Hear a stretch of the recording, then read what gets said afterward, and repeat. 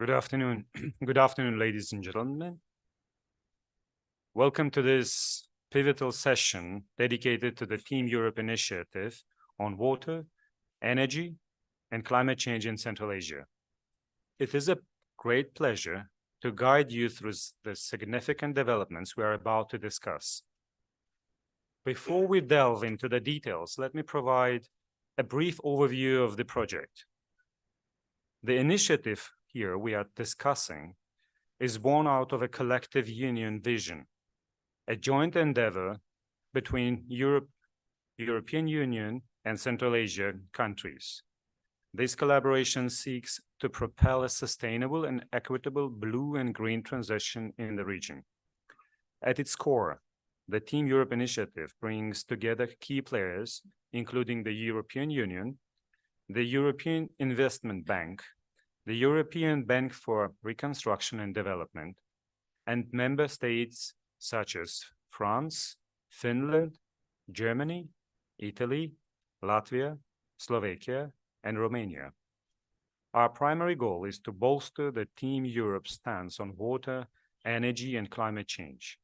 We strive for synergy, avoiding redundancy, and fostering a platform for exchange of ideas. To tackle these intricate challenges, Team Europe directs its focus on two key components. First component, enhancing regional integrated water energy management, and second, catalyzing investment for a green transition. This initiative aligns seamlessly with the EU strategy in Central Asia, fostering deeper cooperation between these two regions. This collaboration is rooted in the decisions forged during the 7th EU Central Asia High-Level Conference held in Rome, Italy on 23rd and 24th February 2023. Now, it is an honor for me to introduce our esteemed guest, Mr. Stefano Signora, head of the Climate Change and Sustainable Energy Directorate at the Directorate General for International Partnerships, European Commission, to give a welcoming note. Let us welcome Mr. Stefano Signora to share his welcome words with us. You have the floor.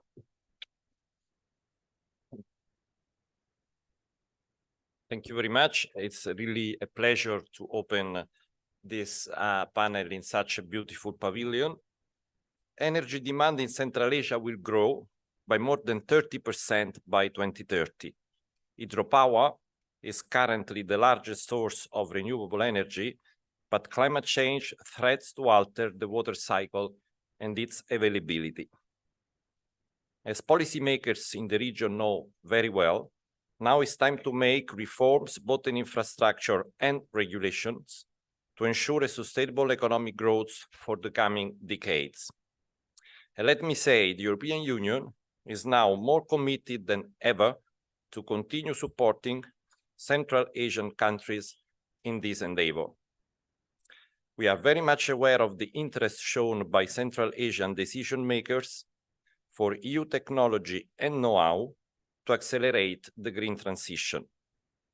There is now an exceptional window of opportunity for both sides to step up our cooperation and strengthen the foundation that Central Asian countries are already laying for a sustainable use of resources. The EU is already answering to Central Asian energy growing demand through our global strategy to strengthen our partnership in the world, the Global Gateway. The EU Global Gateway is a value-based offer to our partner countries, aiming to boost smart, clean, and secure investments in areas such as digital, climate, energy, and transport by crowding in private investment. But Global Gateway also aims to promote an enabling environment, including regulatory frameworks and investment on people in areas such as education, research, and health. The Global Gateway is fostering EU partnership with partner countries around the globe, sharing the lessons we learn so that our partners can also learn from them. In this, Central Asia plays an extremely important role as a region with vast energy resources and a huge potential for the energy transition. There is, for instance, a significant potential in its market for the development of renewable energy, including solar, wind, and hydro. Moreover, what we have learned in Europe is that energy interconnectivity is key for energy security, and especially electricity connectivity is needed to balance renewable in the energy mix. The recent geopolitical shift make it more important than ever for Central Asia and Europe to enhance their partnership and be key partner. It is therefore a strategic interest of the EU to work in partnership with Central Asia to strengthen its resilience. This requires reinforcing the ability to anticipate and withstand external pressure, such as globalization and climate change, but also internal pressure, such as environmental degradation and pressure on water resources.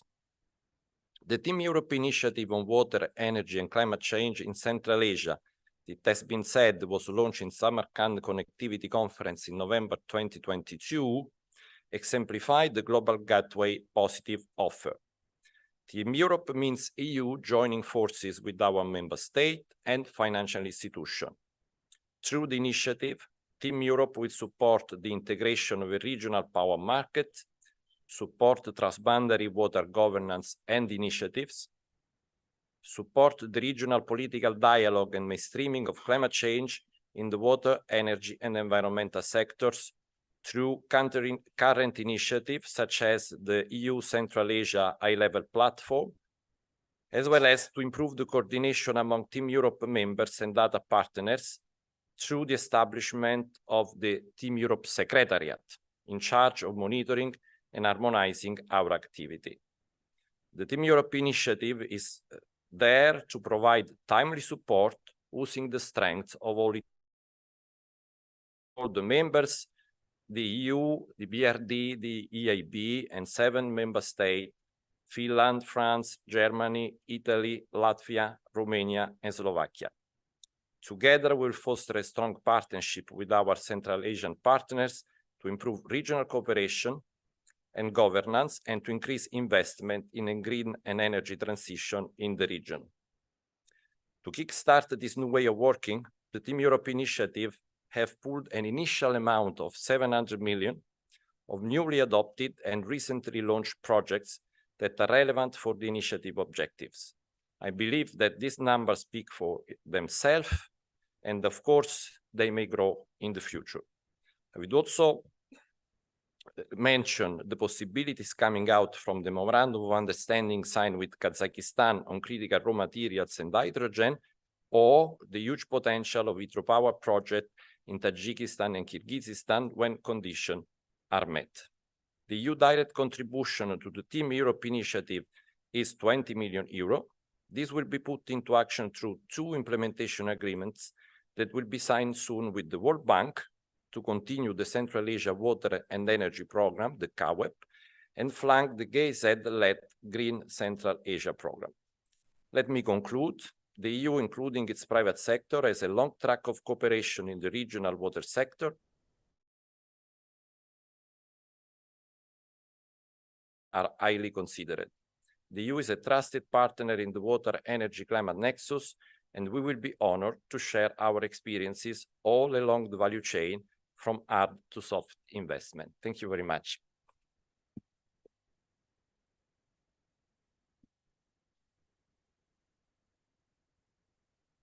Thank you, Mr. Signore, for your welcoming note. Indeed, you have provided a very good overview of the this window of opportunity for a sustainable use of resources that we will be discussing during this session today. You have also touched upon the EU Global Gateway and the energy interconnectivity as key for energy security. Just this morning, we were having another session on climate change and security in Central Asia, which is also quite closely related to this discussion. Now, also you have made a snapshot of a commitment of a substantial portfolio totaling to 700 million from ongoing and adopted projects from member states of this Team Europe initiative. Thank you very much for your opening remarks. Now, before we go into the further discussions, I would like to present you our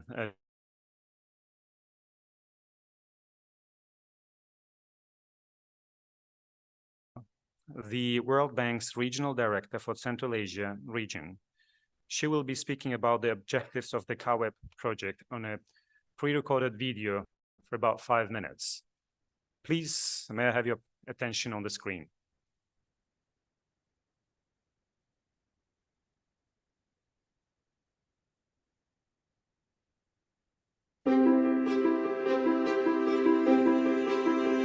Water is essential for human life and to sustain growth in every sector of the economy. But if water is such a vital input, how can we better value this scarce resource and manage risks posed by climate change? In Central Asia, water and energy management are intrinsically linked. Water is essential for unlocking the region's huge potential for hydropower development. Electricity is needed to pump and clean water, but boosting energy efficiency can also help save water and address climate change. Recognizing the benefits of strengthened regional cooperation and governance of shared water and energy resources, in 2009, the World Bank started the Central Asia Water and Energy Program, COP28. Since 2018, COP28 has been implemented in partnership with the European Union, Switzerland, and the UK. Over the past 4 years, the program has invested more than $12 million and leveraged 100 times more in development finance to improve the lives of the people in the region. How? By strengthening institutions, policies, and regulations in the water sector that support access to clean water and sanitation in rural areas, modernize irrigation systems, and adapt to climate change. By promoting regional dialogue for effective water management, together with the International Fund for Saving the RLC. By collaborating with meteorological organizations across the region to better predict weather and flood forecasting, and better manage the transboundary risks posed by weather, climate, and water. By contributing to landscape restoration for achieving land degradation neutrality. By scaling up regional energy trade and promoting a green energy transition. By ensuring that water and energy investment decisions are strategic, efficient, and climate resilient. Water issues are extremely important in the light of climate change in Central Asia, and to agree on water sharing agreements, on how to use water effectively and productively is something that we really need for the prosperity of this whole region. So to better deal with the many threats of climate change, to do better adaptation and more mitigation, will really require all of the countries of Central Asia to come together, work together, and collaborate and cooperate to help find solutions for its people. Central Asia Water Energy Program is now transitioning to its 4th phase. The region faces an increasing need to address the climate change challenges facing water and energy services. Let's work together to better understand the value of water for the economies of Central Asia, so we can choose the best pathways to improve the lives of present and future generations. Let's cooperate to enhance regional collaboration and dialogue among governments and development partners, so we can identify ways to work jointly to address regional water and energy challenges. Let's increase investments in improved water and energy services, so we can deliver benefits for human health and the environment, support livelihood opportunities, and the transition to green economies. Let us work together for a climate-resilient region.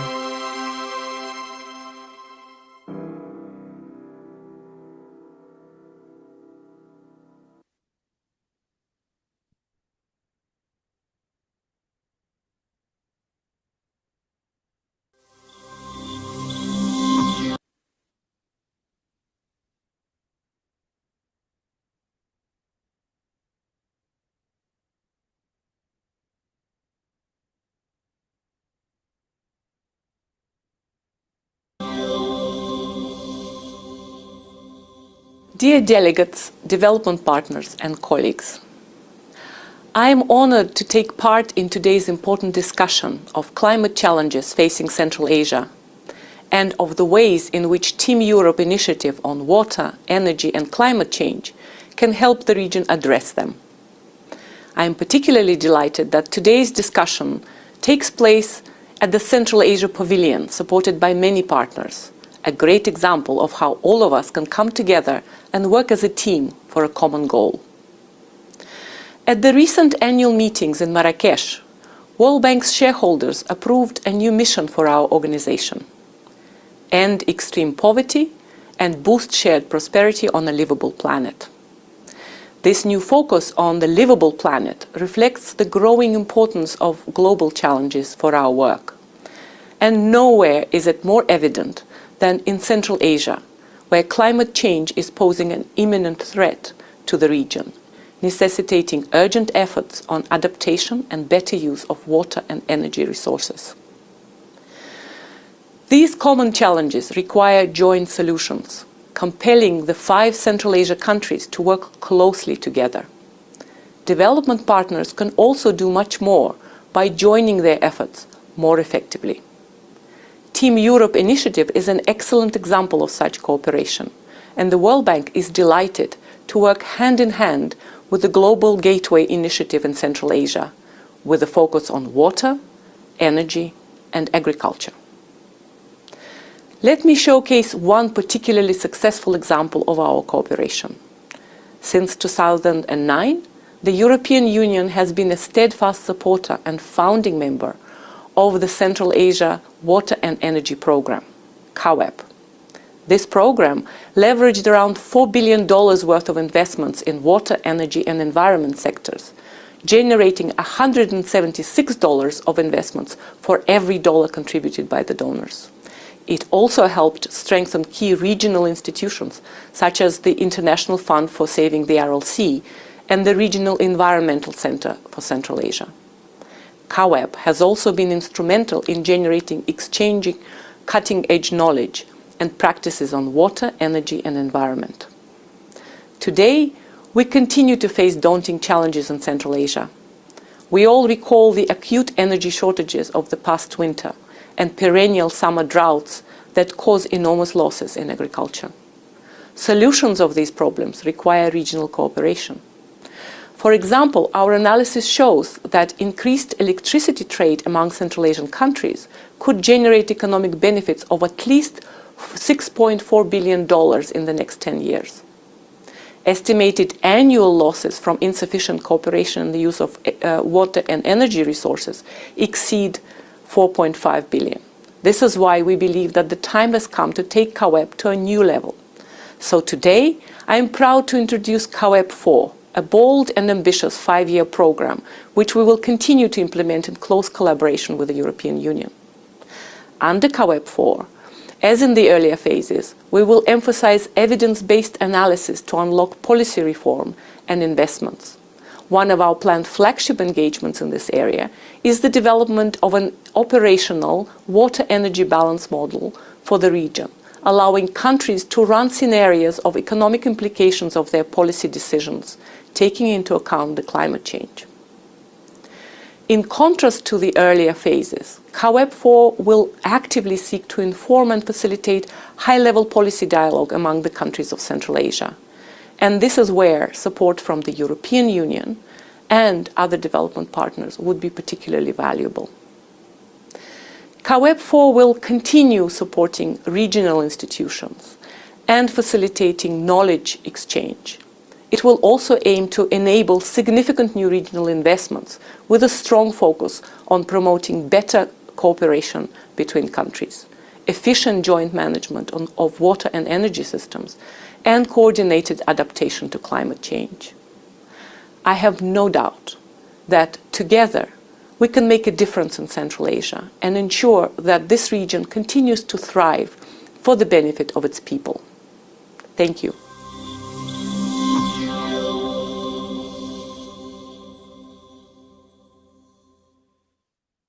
Now, as we seamlessly transition from the introductory part we embark on the heart of today's session, a dynamic session featuring details of the water, energy, and climate change landscape in Central Asia in live presentations and discussion. I have the honor of inviting Mr. Joachim Flassbart, the State Secretary from the Ministry of Economic Development and Cooperation of Germany, who also represents the German Society for International Cooperation, GIZ. Mr. Flassbart, we eagerly anticipate gaining deeper insights into the intricacies of the Team Europe initiative on water, energy, and climate change in Central Asia. May you please have the floor.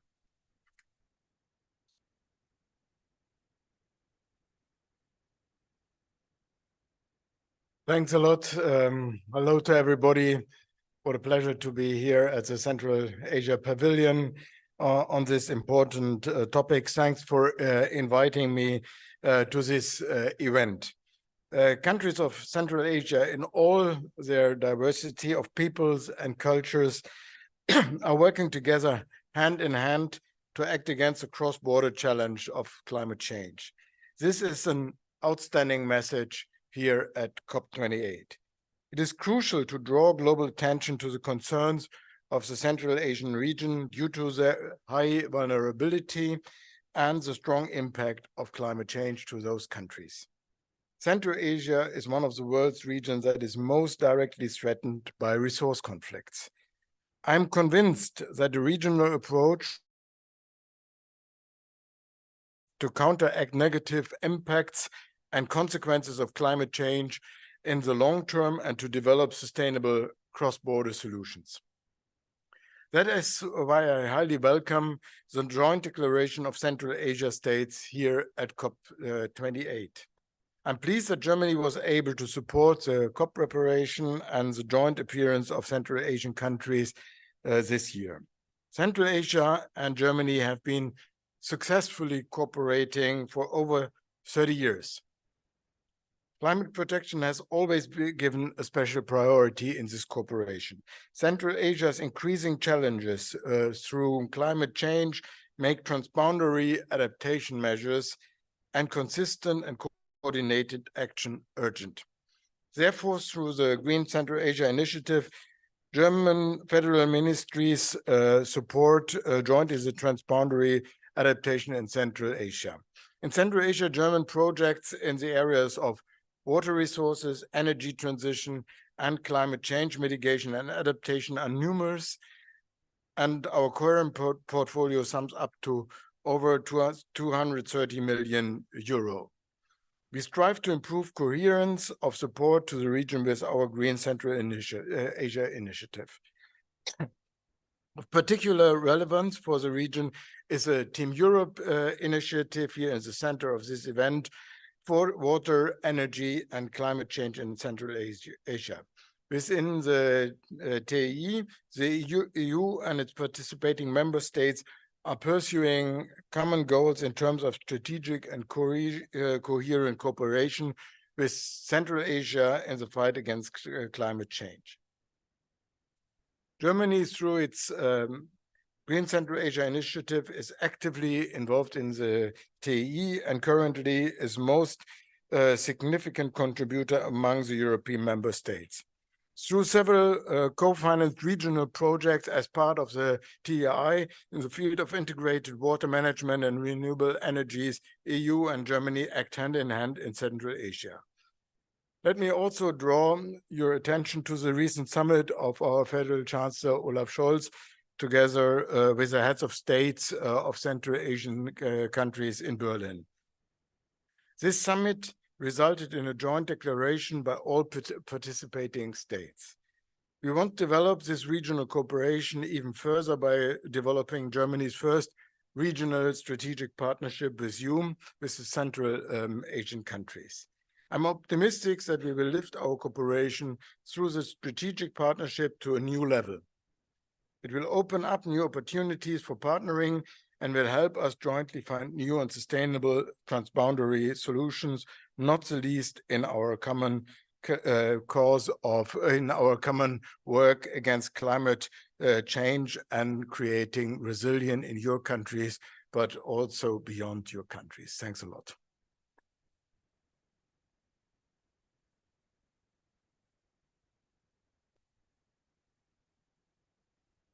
Thank you, Mr. Flassbach, for that comprehensive overview.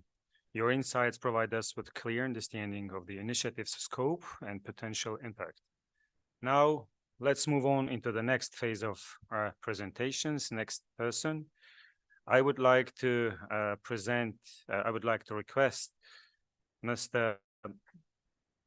Joachim Torsten, the coordinator of Climate, Water, Energy Cluster in Central Asia, to present us the planned activities in the areas of energy and water. Please, you have the floor.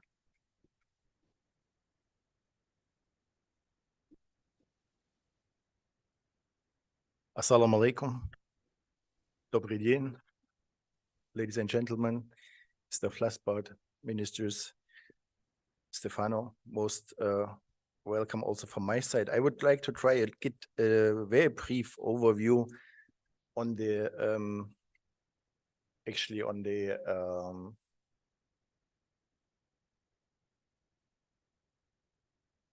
when it would work, yes. On the jointly implemented part of the Team Europe initiative, as Mr. State Secretary Flassbach already gave the picture that the German Green Central Asia initiative is the important part of the Team Europe initiative on energy, water, and climate in Central Asia. So I would like very briefly to focus on the jointly implemented or financed part of water energy in this Team Europe initiative out of the Commission's envelope and co-financed together with the BMZ. My name is Torsten Brezina. I mean, most all of you know me, mixed a little bit up today, but cluster coordinator for the water energy and cluster in Central Asia. So as we said, we do the joint implementation of a co-financed measure from the EU and the German government in the framework of the Green Central Asia initiative. The named Green Central Asia initiative, and many of you know what we are implementing as GIZ out of this initiative are transpondary dialogue on climate, environment, and security in Central Asia. This is also Natalia spoke from the World Bank spoke about the high-level policy dialogue. This is where we will also further cooperate. Then we are going to start a program on renewable energies in Central Asia, financed jointly by the EU Commission and the BMZ. And I would also highlight the climate-sensitive water resource management program. This is a very important part of the Team Europe initiative, as it is jointly financed also by the EU Commission, by the German Ministry of Development Cooperation, and also a trilateral cooperation with the Swiss Development Corporation. I think this is, you see a lot more. There's also a portion where you can look a little bit more in detail. But when it comes to the EU contribution, meaning the DG impact contribution to the Team Europe initiative, the very much focus is on water and energy, and also, and this was mentioned earlier also by Stefano, on the improved regional cooperation and governance for sustainable development in Central Asia. So we will take over as GIZ those two parts, or let's say three parts. One is the climate-sensitive integrated water management in Central Asia. The second one is the program on renewable energies in Central Asia. And the third one is also support to the Team Europe initiative, meaning coordinating between the member states, support to the member states in coordination with the Commission, but also with the partner countries in Central Asia.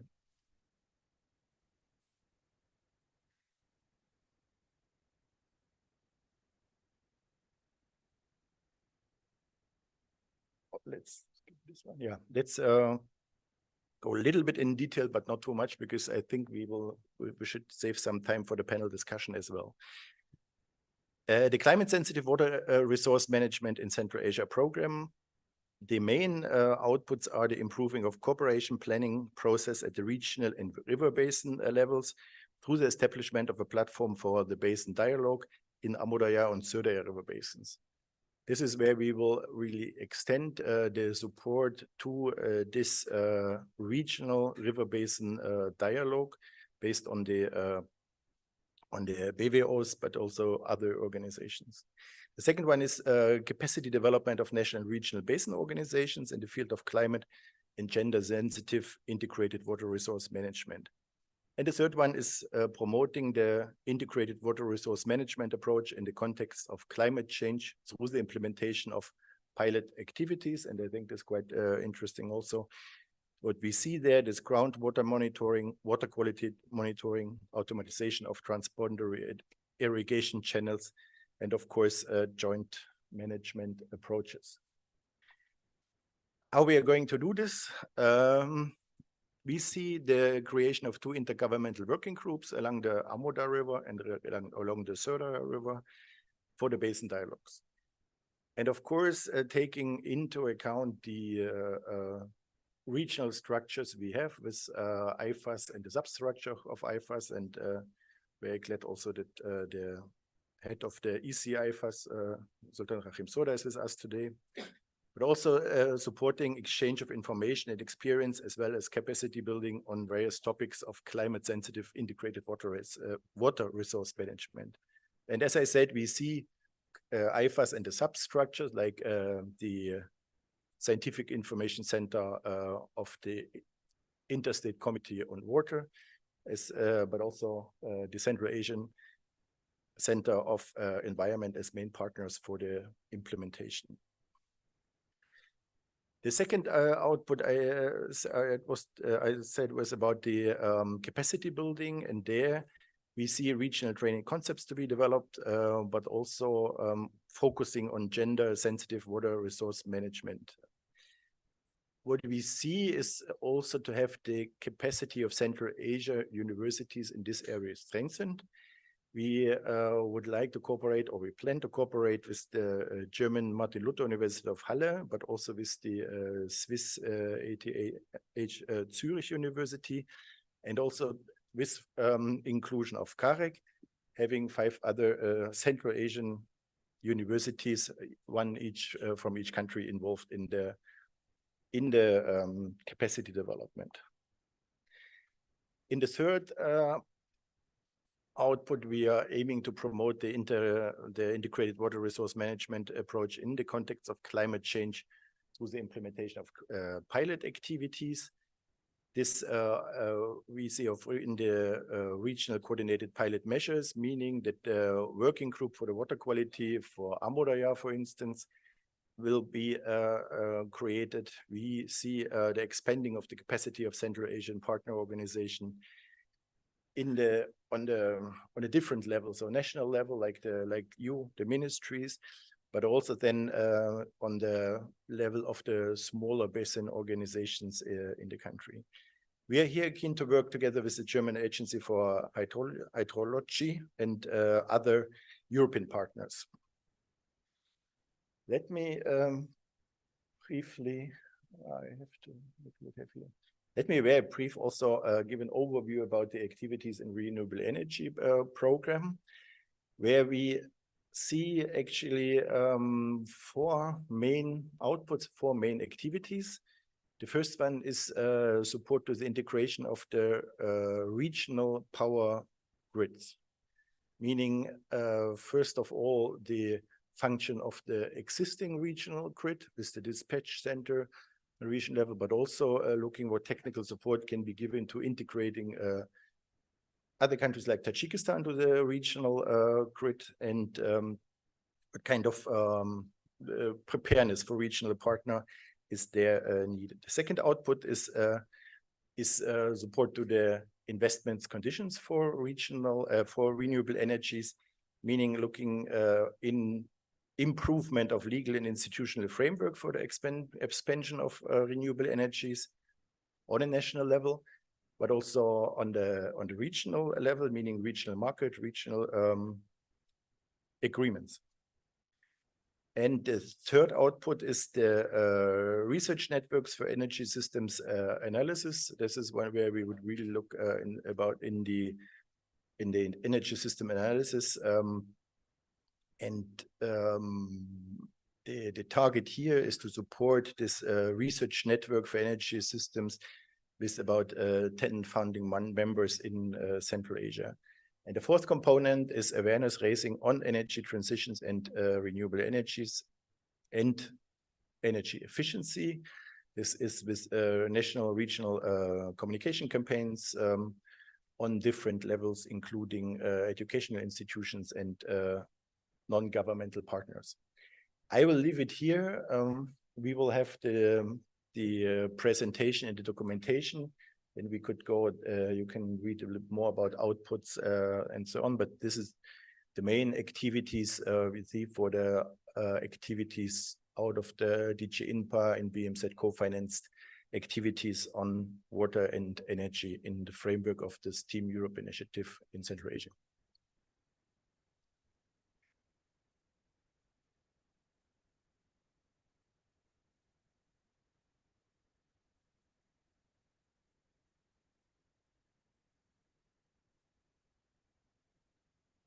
Thank you, Torsten. Sure, cluster coordinator for climate, water, energy cluster in Central Asia. Now, as dear participants, as you have been informed about the COP28 project, about the objectives of the program, Team Europe initiative, about the planned activities in the area of energy and water in Central Asia. Now we are moving to a rather interesting part of this panel discussion.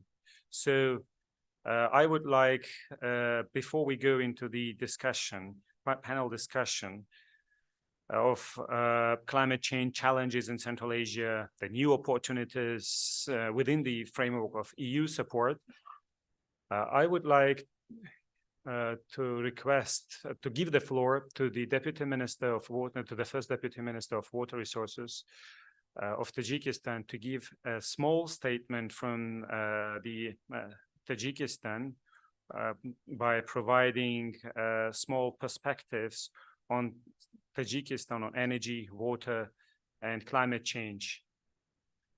Because we were having this session after the panel discussions, but because of many meetings happening at the same time, and the Deputy Minister has to run to another meeting, if you don't mind, with your permission, I would like to give the floor to the first Deputy Minister. Please, Mr. Schoenz, you have the floor.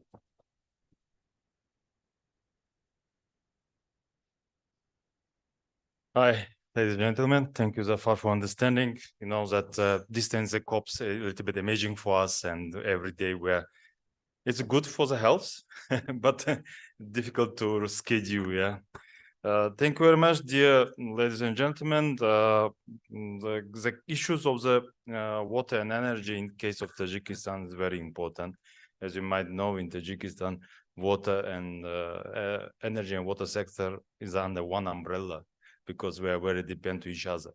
At the same time, agriculture also very dependent of the energy, because we are mostly 60% of our irrigation land coming through the pumping. It means that for pumping we need energy, for energy we need water. Fully nexus approach was already done in Tajikistan, and we also have tomorrow's very interesting session with the GIZ regarding nexus. We'll invite you to Tajikistan Pavilion. I just want to briefly mention it about the ABA policy, and we together with our development partner, we are make some policy in energy sector, reform in the energy sector and water sector, and special thanks for our colleagues from the European Commission and from GIZ also especially, that they are supporting us to reforming for the water program and reform program, which 2016 and 2025. It's one of the key elements for us, because we all understand we are as upstream countries in the basin of the Amudarya River, but we are downstream countries in the basin of the Sirdarya area. That's why we're fully aware of the situation, and we also understanding that what the challenge we have. In the previous presentation, we see that the in the water also, if you look to the population of the Central Asia is increasing. Just only the last 30 years, Tajikistan increasing twice. It means that we was 5 million, now we're 10, and it will be increasing. but it means that demands for energy and water will be increasing. In energy situation is slightly good because the technology will allow us bring the renewable. For example, 10 years ago, the cost for the renewable technology, especially solar, was very high and was not interesting for the region. Right now, it's going down, it's becoming interesting. We can make the solar as a lot of place, especially, for example, we are working with our partners for floating solar, yeah, in our pump dumping, in our dams. But we are not we cannot generating new river. I mean, the water resource we cannot increase. That's why it's very important topic, and in our approach with our European Commission Union is very interesting. We have some ideas how we can achieve our local targets. I mean, the country's targets, which have a good benefits for the regional aspect. For example, we are looking to adopting the national water strategy till 2040. We are planning to adopt the realistic program for the national water supplying program till the next 10 years. And our national program for development and irrigation in 2030. Of course, in this program, we'll be fully focusing on the water safety. And we understand all of infrastructure, especially water irrigation system, was built in the end of the last centuries, is 60 years ago, and we should focusing mostly to the rehabilitation and of course the implementation of water efficiency system, because it's not just only doing for us, it's also our contribution for the region, because if the water will be saved more in Tajikistan, it means that it will be more available in the downstream countries. And of course, to implement these issues on energy and water, of course, we need the data. We fully understand, and our colleagues, I mean, the next presentation will talk about it. Without that, we cannot planning well. And there was some videos, and we see that what's happening, especially I see some video, some part of this video was especially what we're doing in Tajikistan. We're trying to implement the new technology, how we can predictability the water and how we can monitoring the water, because the existing tools shows that is not sustainable. What we are doing 30 years, 50 years ago, now is not working because the dry years, flood year going very fast. And in this, during the frame of the COP, we announced it officially that we were planning to triple our capacity in renewable energy, in hydro and solar. And our target till 2015. I mean, our generation capacity in the hydro is huge. We can cover 3 times all demands of the Central Asia. Just imagine if we can together cooperate, not just on these figures we have listed, viewed here, just 4 billion country region can generate. It will be hundreds of billions if they will be done, because it's not just only energy, is just only our contribution for climate change. If there will be full green, just imagine. And of course, finish our construction Ragun project and Kasa 1000 project with also contribution of Central Asia region to the ecological situation in the South Asia region. We all together with our partners trying to make this sustainable approach to achieve our goals and the country's goals and of course regional goals. And in the end of this, I just only say that one country alone cannot achieve his targets. 5 countries is more easy, but with supporting with the development partners, especially with EU, it will be much easier and much realistic. Thank you very much, and we hope that the new initiative of the European Commission will be focusing on country needs, region needs, and very important case of the predictability of financing is also important. Thank you, I appreciate it.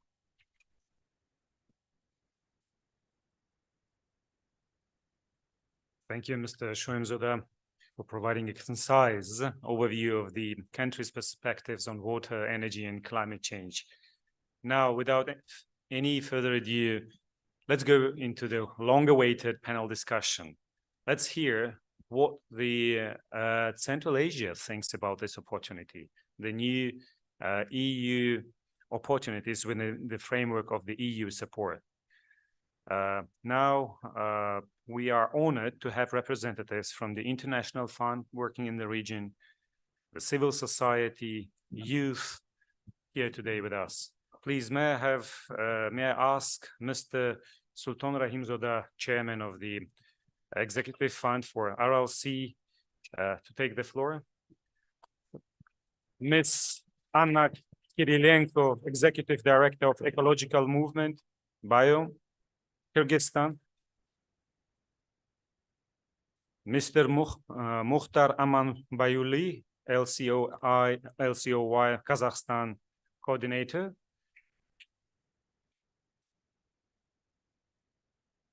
And Ms. Orlil Godfrey. Yes, please.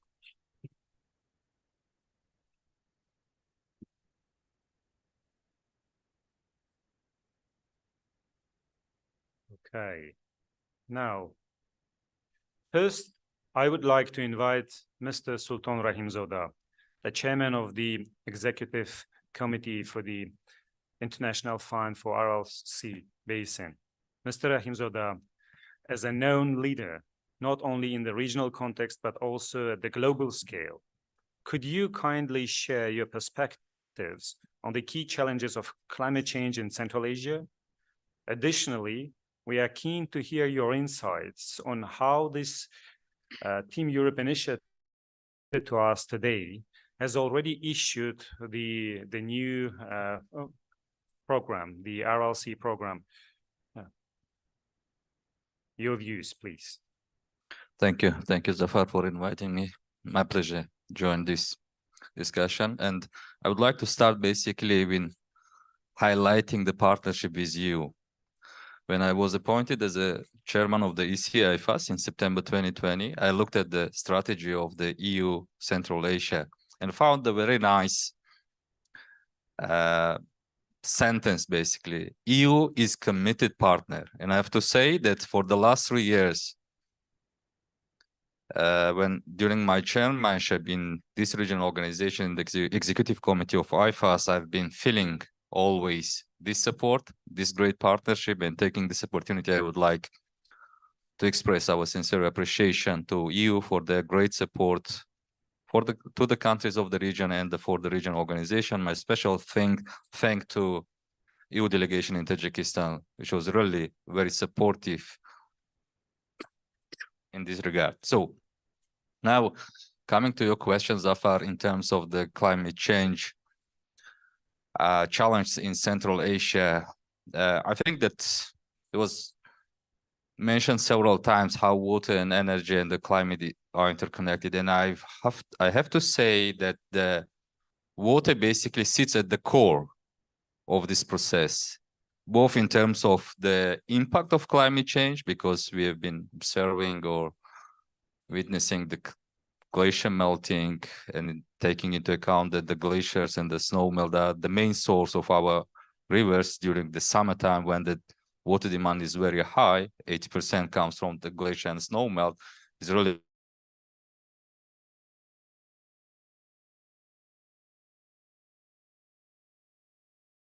to extreme floods and the roads, especially. So all of them water related.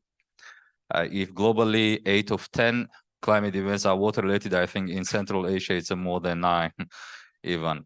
So, and water plays an important role for achieving the climate resilience. So both in terms of mitigation and also in terms of adaptation.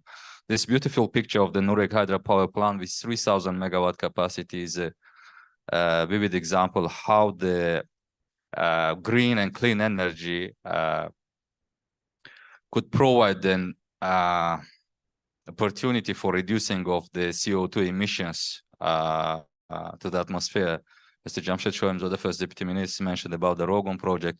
I was part of the Tajikistan team when we did feasibility study, and it was calculated that the amount of electricity which will be provided by the Rogon hydropower plant to generate it in the coal-fired power plants, the annual emissions of CO2 will be around 15 million ton. In terms of using the oil, it will be 10, and in terms of the using of the gas, it will be around 7 million ton per year. So it's a great amount, and through this kind of project, so we will be able basically to reduce the emissions of CO2 to emissions. That is part of the mitigation actions. And in terms of adaptation, again, I mean, the Nurek hydropower plant visits them. It could play a role in sustainable management of water resources, reducing the risks of the drought season, and also reducing the risks of the floods and mud flows. Sorry. So this is an example how what is the role of water. And indeed, I think water and energy nexus approach is really important. I mean, in terms of using this approach will be beneficial, will have a multiple effect, both in terms of the CO2 emissions reductions, in terms of the flood management, in terms of water resources, sustainable water resources management. That's why I think that there is a need basically to look inside of this nexus in the future that would be really beneficial for Central Asia region. And for that, indeed, we need better cooperation, because mostly the rivers in Central Asia are transboundary one, and any activities, actions in the rivers in territory of the one country will be impactful in territory of the other country, to the other country. That's why I think the regional cooperation is needed. And for the regional cooperation, we need strong institutions and the strong tools to do it. In this regard, I would like to say that we have been witnessing the positive movements in the region. If 10 years ago we were talking about the water and climate nexus approach, or in terms of the having energy as part of the discussion within the IFAS, for example, it could perceived, I mean, that not easy. I mean, it was tough discussion, and I was member of the ICWC from Tajikistan, and we could not manage basically all those challenges we had in the problems, especially in terms of the dam management. So nowadays, all the countries of the region have a deep understanding that without, I mean, the good cooperation, without this kind of approach, in the future, the region will be facing a lot of challenges.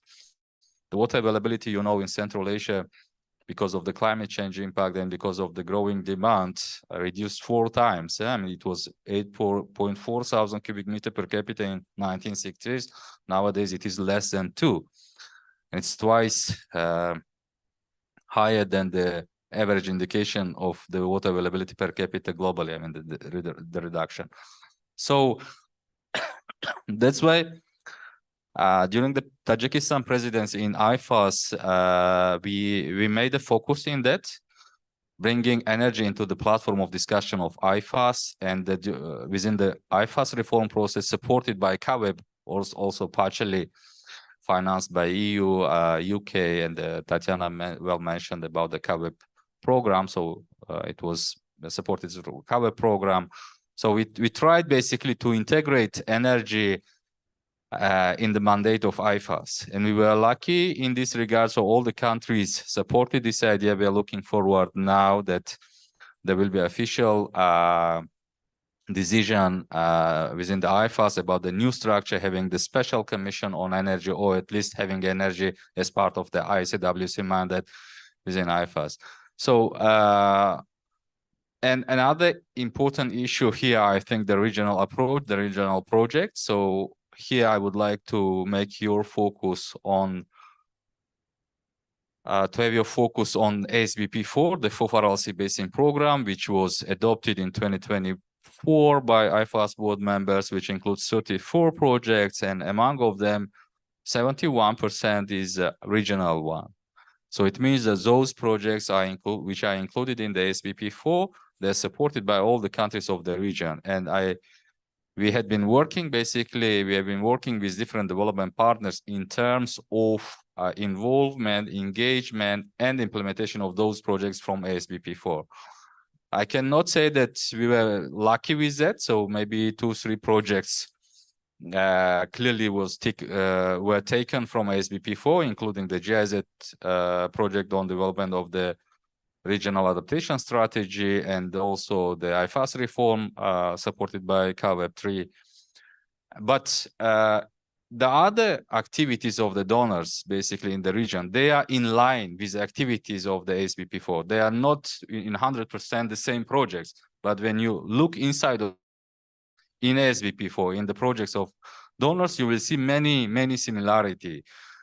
And we tried basically for the last 2 years to attract the attention of the development partners to support us in terms of the monitoring analysis of those projects being implemented by development partners in line with the efforts of the government and etc. So unfortunately, we were not lucky with that. We didn't have the support of the donors. So we tried basically by ourselves receiving the information from development partners and to see where, for example, we see the synergies between ASBP4 projects and the projects being implemented by ASBP4. I think that this Team Europe initiative of the European Union will be helpful in terms of the bringing these synergies in the region. So we really appreciate all the supports by EU, and now we see that the coordination is much better, even inside of EU. You mentioned a number of countries synergizing their activities within one initiative, and it's really good coordination. This kind of coordination is needed also in Central Asia in terms of the between the different development partners. Do not have the same projects, do not have the same approach. That's why I think that one of the options in the future where Team Europe initiative could do on water, energy, and climate in Central Asia, so it would be supporting the countries of the region and the regional organization in terms of the better coordination of different partners, different projects here in Central Asia, and also helping the countries in terms of the having better understanding of water, energy, climate nexus, and basically to help the countries to learn how to manage our resources in a sustainable way, to build a climate resilient economy, to ensure, most importantly, I guess, peace and stability, because the peace and stability in Central Asia really depends on water, energy, nexus approach.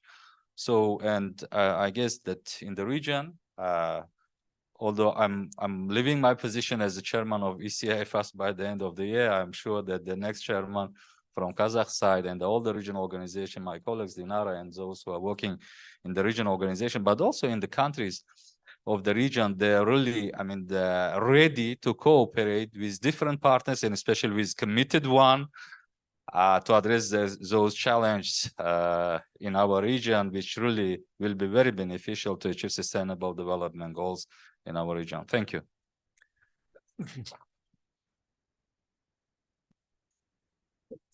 Thanks a lot, Mr.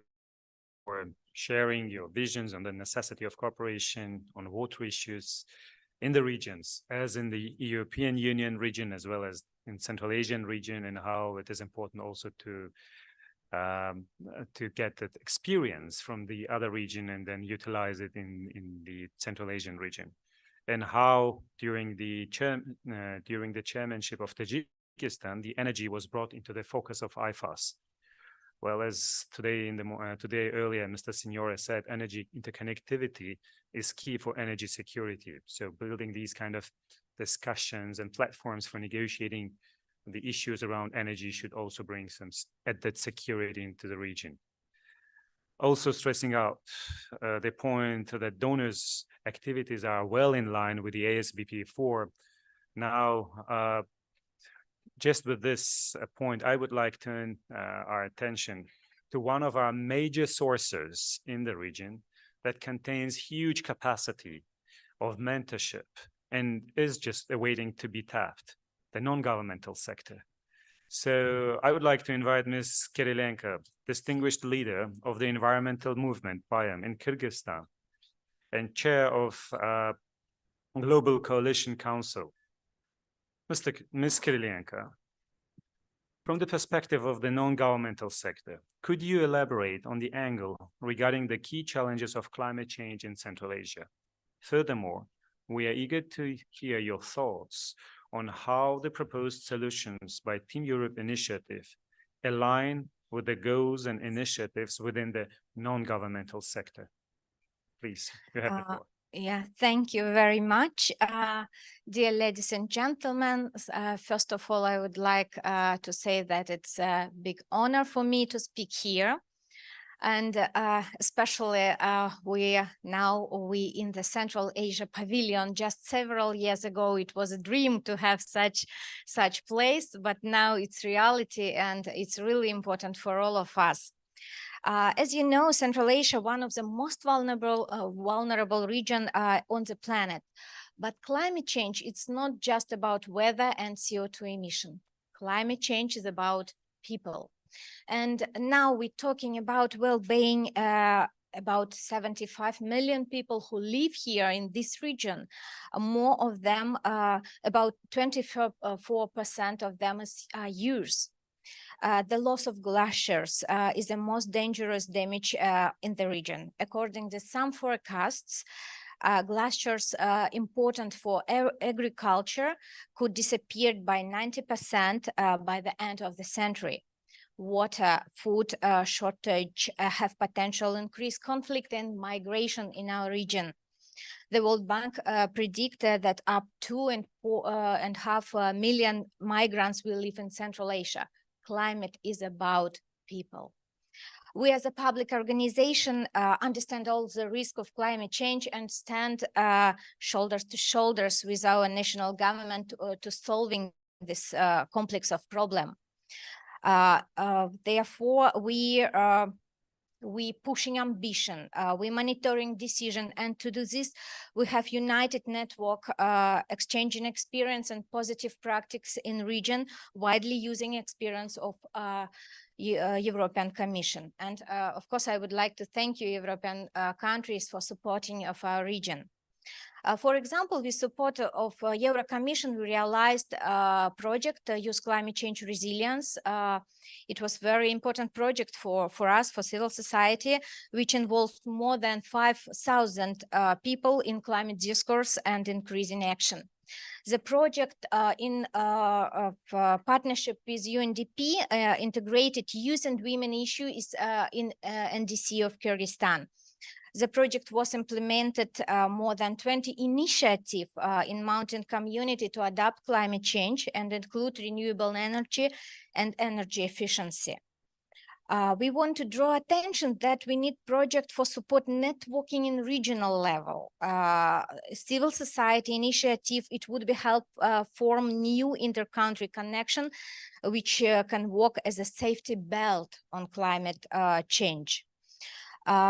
It is important to implement a project, as my colleague mentioned before, working in the intersectoral sphere and connect different types of discourses, both at the level of scientific understanding and concrete activity practice.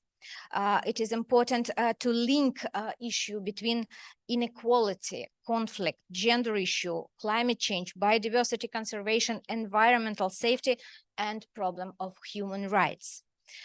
We concern that number of initiatives in Central Asia, including legislative level, are narrow the space of opportunity of public organization, which will reduce effectively of implementation of climate measures in country. We call our country to recognize the contribution of civil society and work together. I would like to highlight Aarhus Convention instruments. This instrument must be integrated into climate policy on all levels in Central Asia region. We are impressed that the decision on loss and damage was made in the first day of the conference, and local community are declared our recipients.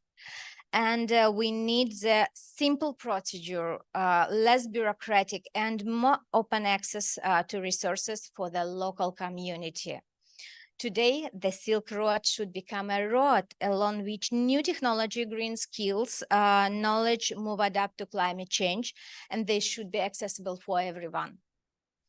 Climate change requires new skills, as I told before, and access to healthcare for all. With the support of European Union was improved safety environment, safety education environment in the Kyrgyz Republic, for example. to improve the adaptation school to climate change. It is necessary to continue this work on the regional level. Development project and financial support for cooperation and synergy between academic community, what my colleague told before, especially Thorsten, and civil society and local community. It is extremely effective. In our country, two main values are people and preserve nature ecosystem. We against false solution. Forest are not plantation. Plantation are not forest. Biofuel, it's not our decision. And we necessarily need financial support to preserve nature ecosystem as a base of life, as the main mechanism for creation river in our region. Thank you for your attention.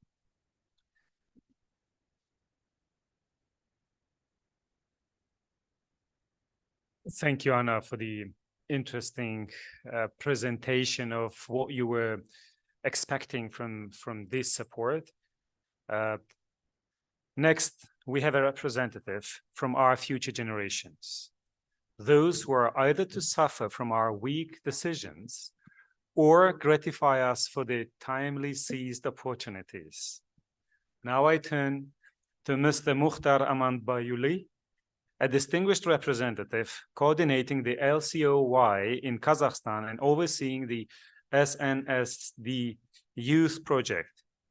Mr. Amanbayuli, from the youth standpoint of view, could you please shed some light on the primary challenges posed by climate change in Central Asia? Additionally, we are keen to hear your insights on the potential solutions that the Team Euro initiative could provide to the potential new projects that youth are expecting. You have the floor. Yep. First of all, thank you for the questions. And first of all, I would like to thank all delegation of European Union to Kazakhstan for implementing this great pavilion, this great session. And I would like to thank to show my great sincerity to having me as a voice of youth and telling what youth is really seeing as one of the solutions in the field. So I would like to emphasize the needs of the Central Asian countries on youth integration and involvement of youth in decision-making processes.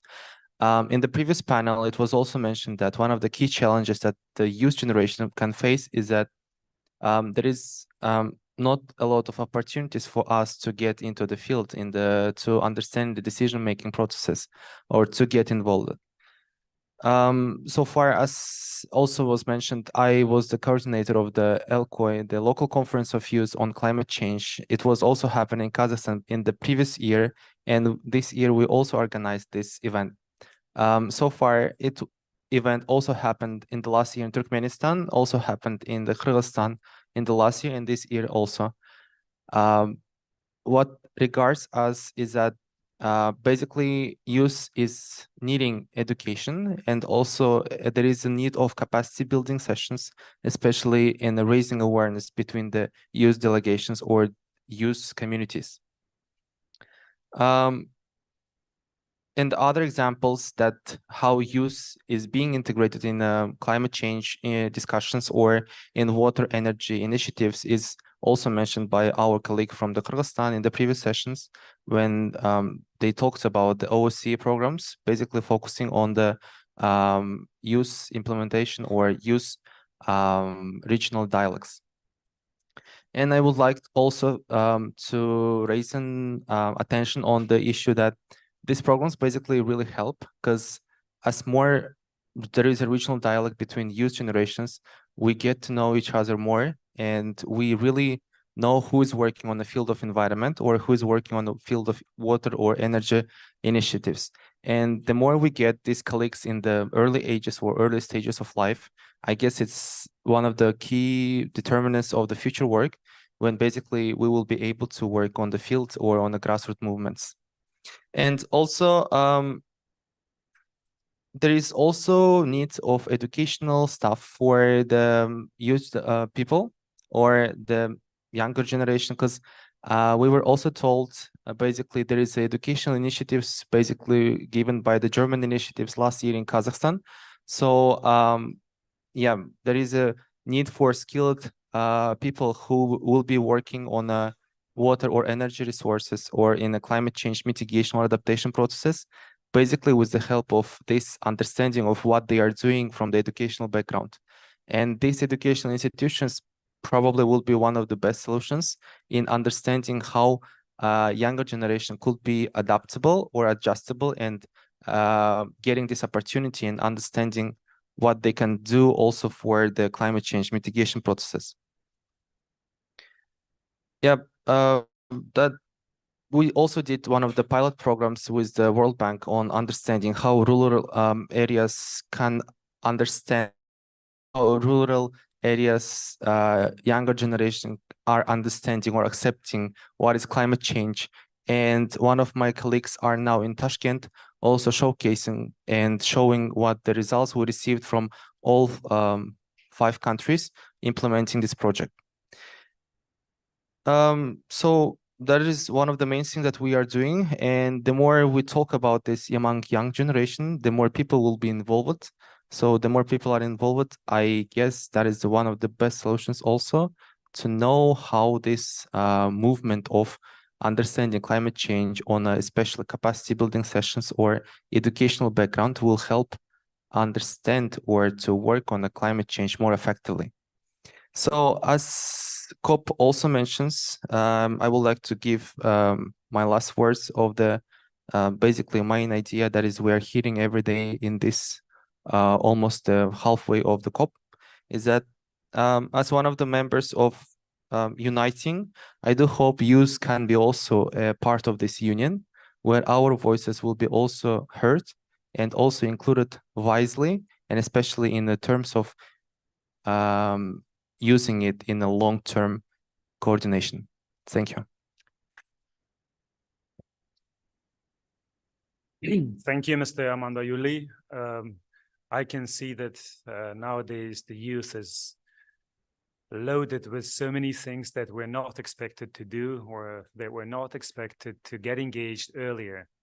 I hope you will have enough time and you are coping with this much expectations and you are enjoying getting involved into these major issues that is, of course, not of your business and your fault, but I hope that your engagement, the youth engagement will bring, some insights for you to start thinking on these issues right from this age. Now,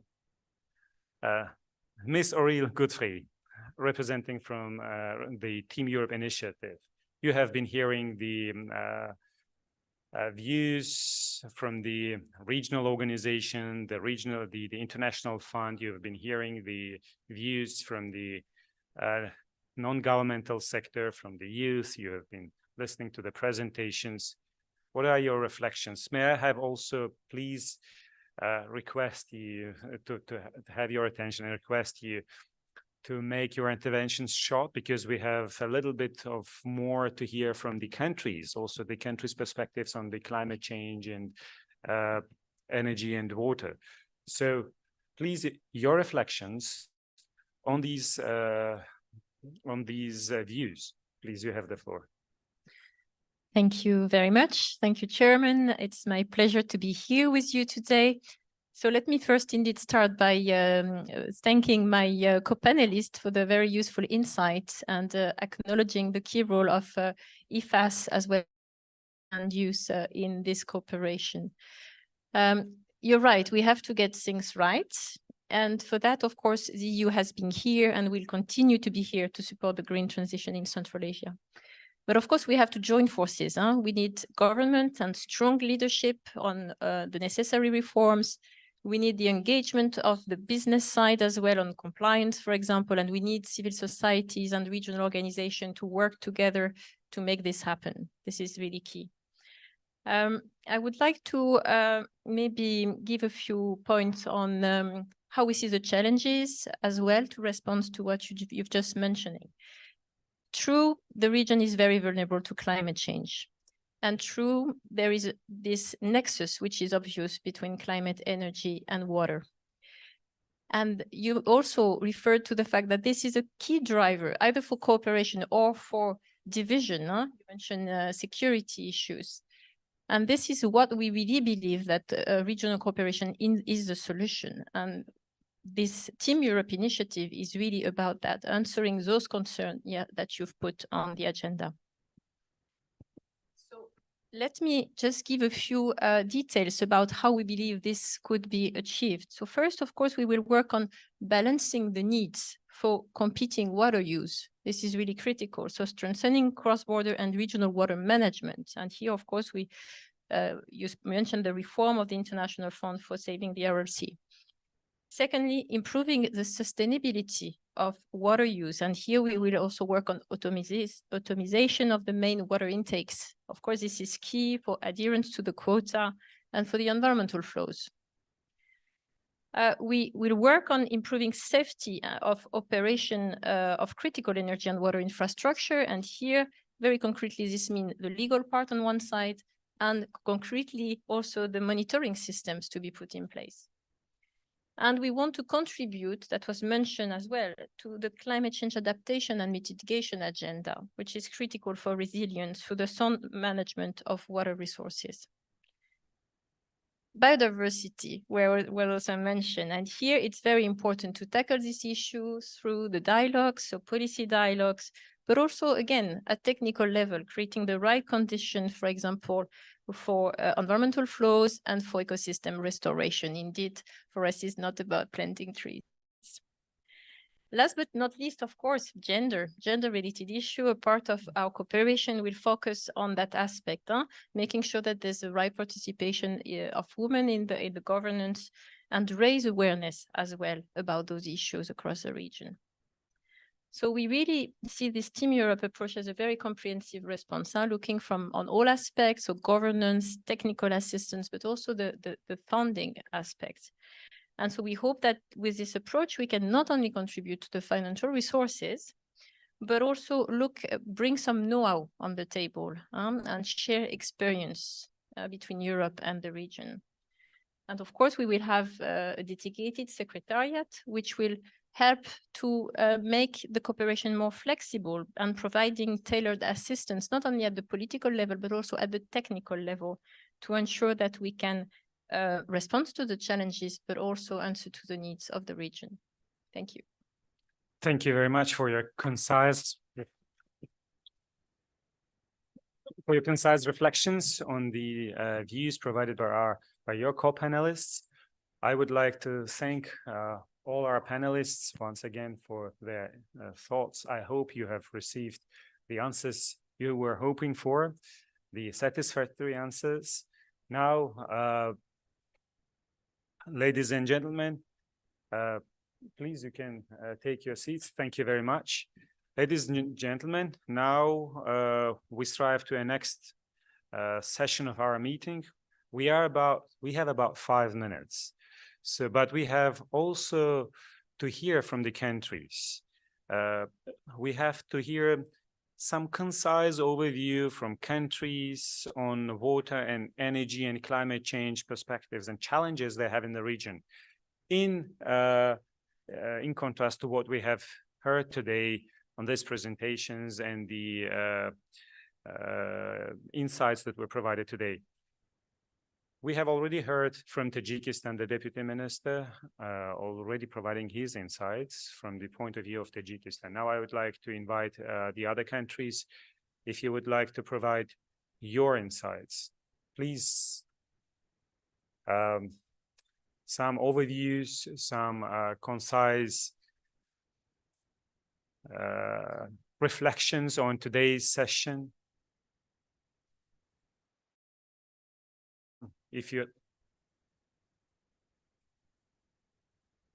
can cover it here. Можно приниматься.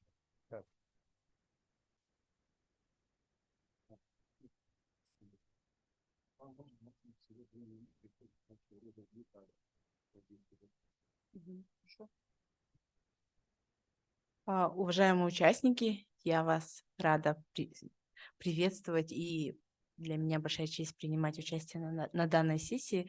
Предполагалось, что будет выступать наш вице-министр, но он опаздывает. Да, меня зовут Сауля Сабиева, я представляю Департамент климатической политики в Министерстве экологии и природных ресурсов Казахстана.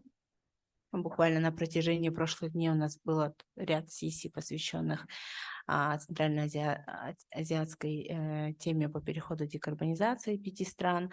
Мы уже обсуждали, какие приоритеты для региона, и отрадно участвовать и в сегодняшней сессии, посвященной действительно инициативе Team Europe. Для нас Европейский Союз является важным стратегическим партнером, и на сегодняшний день очень много проектов, направленных на изменение климата, энергетику и водные ресурсы.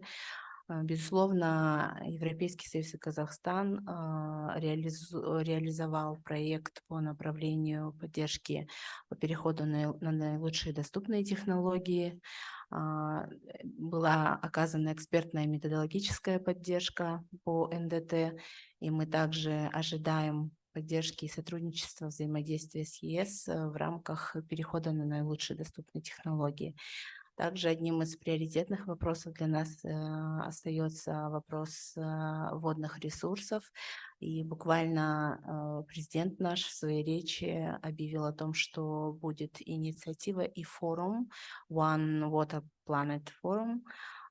И в этом направлении мы также активно готовы работать и взаимодействовать в рамках Team Europe инициативы. Вопрос перехода справедливого энергетического для нас важен, и важен вопрос сотрудничества по ВИА и энергоэффективности. Здесь также очень много при поддержке Европейского Союза проводятся работы, производство зеленого водорода. Буквально на прошлом КОПе мы подписали с ЕС соглашение по производству зеленого водорода. Ну, в целом, это вот наши приоритеты на сегодня. Я думаю, что вкратце, да, в 2 словах, мы готовы взаимодействовать. И спасибо за то оказанное содействие и сотрудничество.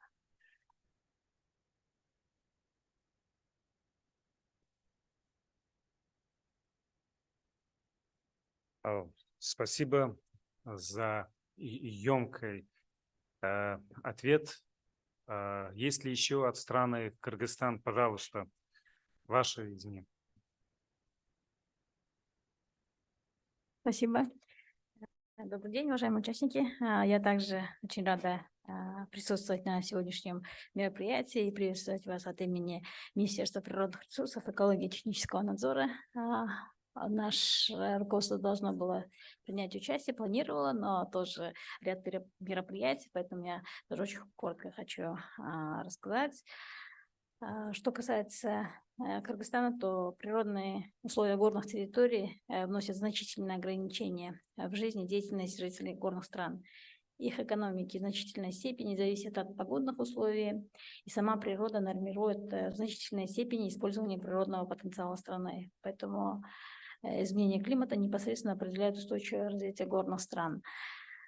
Кыргызская республика, как вы знаете, богатая чистейшими запасами пресной воды, и климатические изменения имеют свои особенности как следствие разных характеров водных проблем. Одни проблемы требуют принятия безотлагательных мер, другие же требуют более протяженного времени, но в то же время требуют значительных финансовых затрат. Территория Кыргызстана является зоной формирования водных ресурсов, определяющих жизнедеятельность значительной части всего Центральноазиатского региона, между которыми действует соглашение по вододелению. На сегодняшний день Кыргызстан находится перед новыми вызовами. С одной стороны, это неизвестность, связанная с изменением климата и выраженное сокращение водных ресурсов, с одной стороны, а с другой стороны, это необходимость пересмотра действующих соглашений и экономических механизмов сотрудничества по водным отношениям с учетом выгод и затрат от воздействия водных ресурсов, отвечающих принципам справедливого и разумного вододеления в современных реалиях. Кыргызстан в этом отношении постоянно и целенаправленно ведет работу по реформированию водного сектора, и в данном процессе нам неоценимую поддержку совершенствования системы управления водными ресурсами оказывает Всемирный банк и Швейцарское агентство по развитию сотрудничества. Также мы отдельно хотим отметить сотрудничество с Европейским Союзом, в рамках которого оказывается очень большая поддержка Кыргызской Республики. В том числе вот у нас ведется работа, оказывается поддержка по внедрению интегрированного управления водными ресурсами. Кыргызстан видит свой вклад в региональное сотрудничество в охране зоны формирования водных ресурсов и рациональном использовании, что призвано способствовать устойчивому развитию стран Центральной Азии. Также, как вы знаете, в 2023 году у нас принята национальная водная стратегия. Основные цели обозначены: создание устойчивой системы управления водными ресурсами Кыргызской Республики и во благо нынешнего и будущих поколений. В обозначенных направлениях деятельности Кыргызстан в дальнейшем направит усилия на решение следующих задач: это сокращение нагрузки на водные ресурсы, сокращение потерь воды в системах водоснабжения и водоотведения, в ирригационных системах, через реконструкцию строительства новых водосберегающих систем, наращивание потенциала бассейновых советов и переход на бассейновое планирование на справедливой и разумной основе, внедрение Nexus-подхода, внедрение комплексного подхода в водно-энергетических вопросах, научно обоснованное информационное обеспечение, цифровизация и повышение человеческого потенциала. Ну, пользуясь случаем, мы выражаем надежду на дальнейшее плодотворное сотрудничество с Европейским Союзом и всеми партнерами по развитию для достижения водной безопасности в регионе.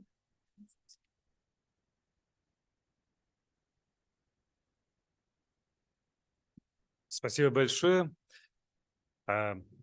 Если от других стран комментарии относительно выступлений или же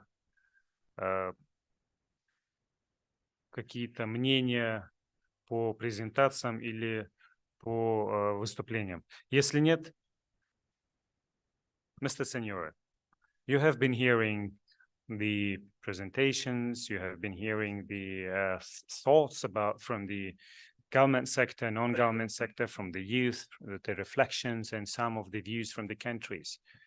Would you please give us some concluding remarks on today's event? Thank you.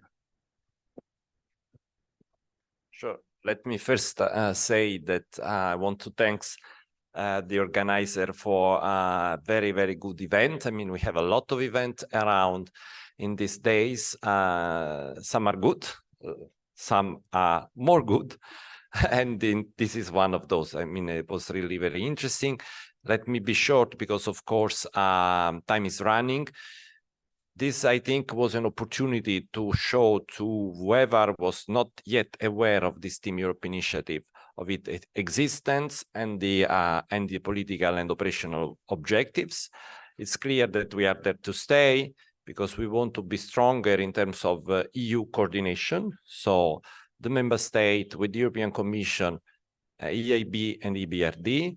We want to be stronger in the partnership that we have with the Central Asia countries, and we want to be stronger in the way we address climate change, energy, and water challenges in the region.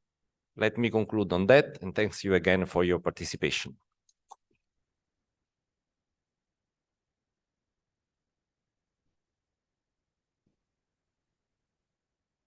Thank you, Mr. Signore. On this note, we are closing this session, and we do hope that incremental strengths will be built on with this implementation of this Team Europe initiative in Central Asia, and looking forward to see you in our next meetings.